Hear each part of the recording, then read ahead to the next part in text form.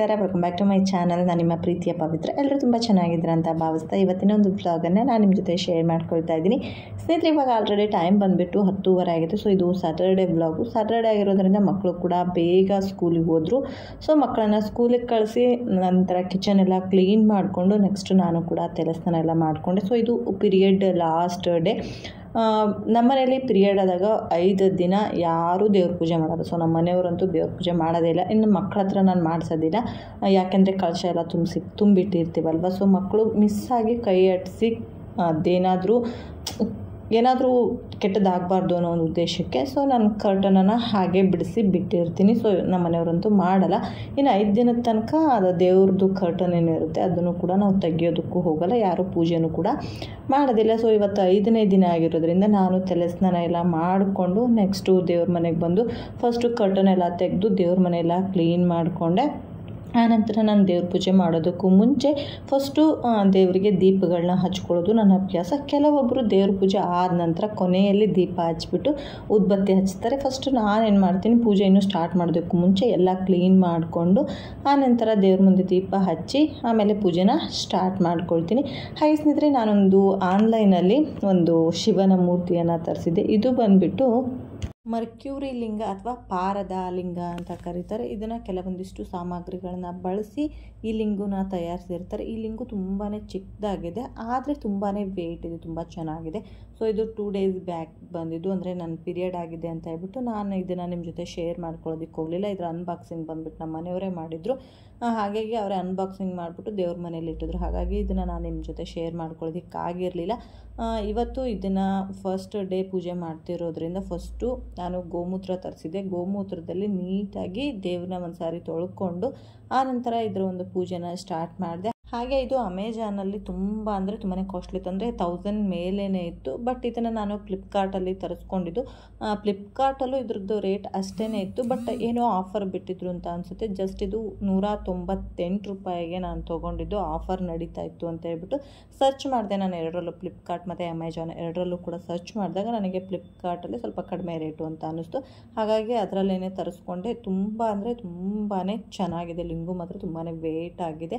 ಹಾಗೆ ಮನೆಗೊಂದು ಶಿವನ ಲಿಂಗುವನ್ನು ತರಬೇಕು ಅನ್ನೋದು ತುಂಬ ದಿನದ ಆಸೆ ಆಗಿತ್ತು. ಹಾಗೆ ನಾನು ಕೂಡ ಸರ್ಚ್ ಮಾಡಿದಾಗೆ ಹಾಗೆ ಬೇರೆಯವ್ರ ಬಾಯಿಂದ ಕೇಳಿದಾಗೆ ನನಗೆ ತುಂಬ ಹೇಳಿದ್ದು ಅಂತಂದರೆ ಈ ಮರ್ಕ್ಯೂರಿ ಲಿಂಗುನ ತೊಗೊಂಡು ಬಂದು ಪೂಜೆ ಮಾಡೋದ್ರಿಂದ ಮನೆಗೆ ತುಂಬ ಒಳ್ಳೆಯದಾಗುತ್ತೆ, ತುಂಬಾ ನಮ್ಮ ಆಸೆಗಳೆಲ್ಲ ಈಡೇರುತ್ತೆ ಅಂತ ಹೇಳ್ತಾರೆ. ಹಾಗಾಗಿ ನಾನು ಇದನ್ನು ಸರ್ಚ್ ಮಾಡಿದೆ, ಮರ್ಕ್ಯೂರಿ ಲಿಂಗ. ಸೊ ನನಗೆ ಸಿಕ್ಕಿದ್ದು. ಹಾಗೆ ನಾನು ಹೊರಗಡೆನೂ ಕೂಡ ಕೇಳಿದೆ, ಅಂದರೆ ನಮ್ಮ ಮನೆ ನೇಯರು ಒಬ್ಬರು ಸ್ವಾಮಿಯರು ಯಾವಾಗಲೂ ಬರ್ತಾ ಇರ್ತಾರೆ. ಸೊ ಅವ್ರನ್ನ ಕೇಳಿದೆ ನಾನು. ಬಟ್ ಮರ್ಕ್ಯೂರಿ ಲಿಂಗ ಇಲ್ಲಿ ಅಷ್ಟೊಂದು ಒರ್ಜಿನಲಿಟಿಯಾಗಿ ಸಿಗುತ್ತೋ ಇಲ್ವೋ ಗೊತ್ತಿಲ್ಲ, ಹುಡುಕಬೇಕು ಹಾಗೆ ಹೀಗೆ ಅಂತ ಇದ್ರು. ಸೊ ಹಾಗಾಗಿ ನಾನು ಇದನ್ನು ಮಾರ್ಕೆಟಲ್ಲಿ ಮತ್ತೆ ಹೋಗಿ ಕೇಳೋದಕ್ಕೇನು ಹೋಗಲಿಲ್ಲ, ಆನ್ಲೈನಲ್ಲೇ ಸರ್ಚ್ ಮಾಡಿದೆ. ಸೊ ನನಗೆ ಆನ್ಲೈನಲ್ಲೇ ಸಿಕ್ತು. ಸೊ ಇದು ಫಸ್ಟ್ ಡೇ. ಹಾಗೆ ಶಿವಲಿಂಗಕ್ಕೆ ಅಭಿಷೇಕ ಮಾಡೋದು ತುಂಬಾ ಒಳ್ಳೆಯದು. ಯಾಕಂದರೆ ಶಿವನಿಗೆ ತುಂಬಾ ಪ್ರಿಯವಾಗಿದ್ದು ಅಂತಂದರೆ ಅಭಿಷೇಕ. ಅದರಲ್ಲೂ ತುಂಬ ಪ್ರಿಯವಾಗಿರೋ ಅಭಿಷೇಕ ಶಿವನಿಗೆ ಇಷ್ಟ ಆಗಿದ್ದು ಅಂತಂದರೆ ಜಲಾಭಿಷೇಕ. ಯಾಕೆ ಅಂದರೆ ಮಂಥನ ನಡೆಯೋ ಟೈಮಲ್ಲಿ ಸೊ ಶಿವ ಬಂದುಬಿಟ್ಟು ವಿಷ ಎಲ್ಲ ಕುಡ್ದಿರ್ತಾನೆ, ಸಮುದ್ರ ಮಂಥನ ಏನು ನಡೀತಿರುತ್ತೆ. ಸೊ ಆ ಮೂಮೆಂಟಲ್ಲಿ ವಿಷ ಕುಡಿದಾಗ ಅವನ ದೇಹ ಎಲ್ಲ ಉರಿತಾ ಇರುತ್ತೆ. ಆವಾಗ ಅವನಿಗೆ ನೀರಿನಿಂದ, ಆ ಜಲದಿಂದ ಅಭಿಷೇಕ ಮಾಡಿದಾಗ ಅವನ ತಾಪ ಏನಿರುತ್ತೆ ಅದೆಲ್ಲ ಕಡಿಮೆ ಆಗುತ್ತೆ. ಅವಾಗಿಂದ ಶಿವನಿಗೆ ಜಲಾಭಿಷೇಕ ಅಂದರೆ ತುಂಬಾ ಇಷ್ಟ ಆಗುತ್ತೆ. ಸೊ ಅದೇ ಥರ ಅಭಿಷೇಕ ಮಾಡಬೇಕು, ಇದೇ ಥರ ಅಭಿಷೇಕ ಮಾಡಬೇಕು ಅಂತ ಏನಿಲ್ಲ, ಅವರವರ ಅನುಕೂಲಕ್ಕೆ ತಕ್ಕ ಹಾಗೆ ಮಾಡಿ. ನಾನು ಇವತ್ತು ಫಸ್ಟ್ ಡೇ ಆಗಿರೋದ್ರಿಂದ ಸ್ವಲ್ಪ ಹಾಲು, ಮೊಸರು, ತುಪ್ಪ ಮತ್ತು ಗೋಮೂತ್ರ ಅದನ್ನೆಲ್ಲ ಒಂದೇ ಲೋಟದಲ್ಲಿ ಮಿಕ್ಸ್ ಮಾಡಿಕೊಂಡು ಅದರಿಂದ ನಾನು 108 ಸಾರಿ ಓಂ ಶಿವಾಯ ನಮಃ ಅಂತ ಹೇಳ್ತಾ ಮಂತ್ರಗಳನ್ನ ಹೇಳ್ಕೋತಾ, ಅದೊಂದು ಮಂತ್ರ ನನಗೆ ಬರುತ್ತೆ. ಸೊ ಅದೊಂದು ಮಂತ್ರ ಹೇಳ್ಕೊಳ್ತಾ ಶಿವನ ಪೂಜೆ ಮಾಡಿದೆ. ಹಾಗೆ ಶಿವನ ಪೂಜೆಗೆ ಪತ್ರಿದಳ ತುಂಬ ಶ್ರೇಷ್ಠ. ಪತ್ರಿದಳ ಜೊತೆಗೇ ಕರಕೆ ಪತ್ರಿನೂ ಕೂಡ ಶಿವನಿಗೆ ತುಂಬಾ ಪ್ರಿಯವಾಗಿದ್ದು. ಸೊ ಸಿಟಿಯಲ್ಲಿ ನಮಗೆ ಪತ್ರಿದಳ ಅದೆಲ್ಲ ಸಿಗೋದು ತುಂಬಾ ಕಡಿಮೆ. ಹಾಗಾಗಿ ನಾನು ಕರಕೆ ಪತ್ರೆನ ಏರಿಸ್ಬಿಟ್ಟು ಸಾವಂತಿಗೆ ಹೂ ಹಾಕಿ ಪೂಜೆ ಮಾಡ್ಕೊಂಡಿದ್ದೀನಿ. ಹಾಗೆ ಸ್ನೇಹಿತರೆ, ಶಿವನಿಗೆ ಯಾವುದೇ ಒಂದು ಪತ್ರಿದಳ ಅಥವಾ ಒಂದು ಎಲೆನೂ ಕೂಡ ಏರಿಸಿದ್ರು ಶಿವನಿಗೆ ತುಂಬಾ ಪ್ರಿಯವಾಗುತ್ತೆ. ಆದರೆ ಶಿವನಿಗೆ ಇಷ್ಟ ಆಗದೆ ಇರೋವಂಥ ಒಂದು ಹೂವು ಕೂಡ ಇದೆ, ಅದು ಬಂದುಬಿಟ್ಟು ಸಂಪಿಗೆ ಹೂವನ್ನು ಯಾವುದೇ ಕಾರಣಕ್ಕೂ ಶಿವನಿಗೆ ಅರ್ಪಿಸಬಾರ್ದು. ಹಾಗೆ ಸ್ನೇಹಿತರೆ, ಸಣ್ಣ ಪುಟ್ಟ ಕೆಲಸಗಳಿತ್ತು. ಸೊ ಮಕ್ಕಳು ಇವತ್ತು ಸ್ಯಾಟರ್ಡೆ ಅಲ್ವಾ, ಸೊ ಬೇಗ ಬರ್ತಾರೆ. ನಂದಿವತ್ತು ಸಣ್ಣ ಪುಟ್ಟ ಕೆಲಸಗಳಿತ್ತು, ಬಟ್ಟೆ ಎಲ್ಲ ವಾಶ್ ಮಾಡೋದು ಮಾಡಿಕೊಂಡು ಕುತ್ಕೊಂಡಿದ್ದೆ. ಹಾಗೆ ನನ್ನ ಮಗಂದು ಇವತ್ತು 12:30 ಬಿಡುತ್ತೆ ಎವ್ರಿ ಸ್ಯಾಟರ್ಡೆ, ಯಾಕೆಂದರೆ ಟೈಕೊಂಡ ಕ್ಲಾಸ್ ಇರುತ್ತಲ್ವ. ಸೊ ಹಾಗಾಗಿ ಒಂದು ಟೈಕೊಂಡ ಡ್ರೆಸ್ ಕೊಟ್ಟಿದ್ದಾರೆ ಇವತ್ತು ಹೊಸದು. ಅದನ್ನು ನೋಡಿದ ತಕ್ಷಣ ನನ್ನ ಮಗಳಿಗೇನೋ ಒಂಥರ ಜಿಗುಪ್ಸೆ, ಒಂಥರ ಏನೋ ನನಗಿಲ್ಲ ಅನ್ನೋ ಥರ ಫೀಲ್ ಇತ್ತು.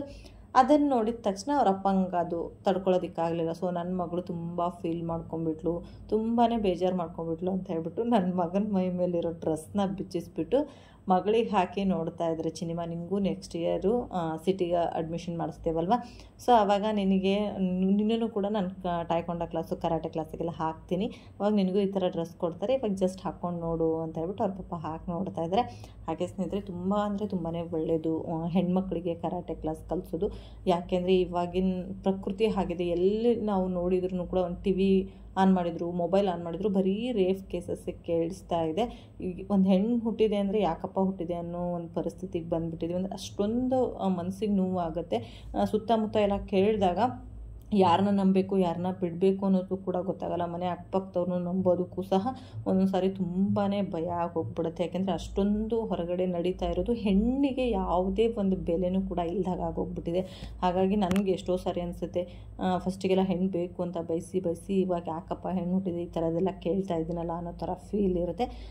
ಹಾಗೆ ಸ್ನೇಹಿತರೆ, ಇವತ್ತು ಮಧ್ಯಾಹ್ನದ ಊಟಕ್ಕೆ ಟೊಮೊಟೊ ಹಣ್ಣಿನ ಸಾಂಬಾರು ಮಾಡಿದೆ. ಬಂದ ತಕ್ಷಣ ಮಕ್ಕಳು ಹಣ್ಣು ಅದೆಲ್ಲ ತಿಂದರು. ಸೊ ಹಣ್ಣದೆಲ್ಲ ತಿಂದ ತಕ್ಷಣ ಊಟ ಮಾಡೋದಿಲ್ಲ ಅಂತ ಹೇಳ್ಬಿಟ್ಟು ನಾನು ಅವರು ಹಣ್ಣೆಲ್ಲ ತಿಂದು ಸ್ವಲ್ಪ ಹೊತ್ತು ಆಟ ಆಡೋಷ್ಟರಲ್ಲಿ ಟೊಮೊಟೊ ಹಣ್ಣಿನ ಸಾಂಬಾರು ಮಾಡಿಕೊಂಡೆ. ರಸಮ್ ಥರ ಅಲ್ಲ, ಇದು ಸ್ವಲ್ಪ ಮಸಾಲೆ ಹಾಕ್ಬಿಟ್ಟು ಸಾಂಬಾರು ಮಾಡಿದ್ದೀನಿ, ಚೆನ್ನಾಗಿರುತ್ತೆ. ಟೊಮೊಟೊ ಹಣ್ಣನ್ನು ಬಳಸಿ ತುಂಬ ವೆರೈಟಿ ಸಾಂಬಾರು ಮಾಡ್ಬೋದು. ಹಾಗೆ ಸೈಡ್ಸಿಗಿರಲಿ ಅಂತ ಹೇಳ್ಬಿಟ್ಟು ಅಕ್ಕ ಕೊಟ್ಟು ಕಳಿಸಿರ್ತಕ್ಕಂಥ ಹೊಯ್ಯ ಹಪ್ಪಳ ಇತ್ತು, ಅದನ್ನು ಕೂಡ ಫ್ರೈ ಮಾಡ್ಕೊಳ್ತಾ ಇದ್ದೀನಿ. ಹಾಗೆ ಸ್ನೇಹಿತರೆ, ಇದ್ರ ಜೊತೆ ಇವತ್ತಿನ ವ್ಲಾಗ್ ಕೂಡ ಎಂಡ್ ಮಾಡ್ತಾ ಇದ್ದೀನಿ. ಈ ವ್ಲಾಗ್ ಇಷ್ಟ ಆದರೆ ದಯವಿಟ್ಟು ಲೈಕ್ ಮಾಡೋದನ್ನು ಮರಿಬೇಡಿ. ಸಿಗೋಣ ನೆಕ್ಸ್ಟ್ ವ್ಲಾಗಲ್ಲಿ. Thank you for the watching. Love you all. Take care. Bye.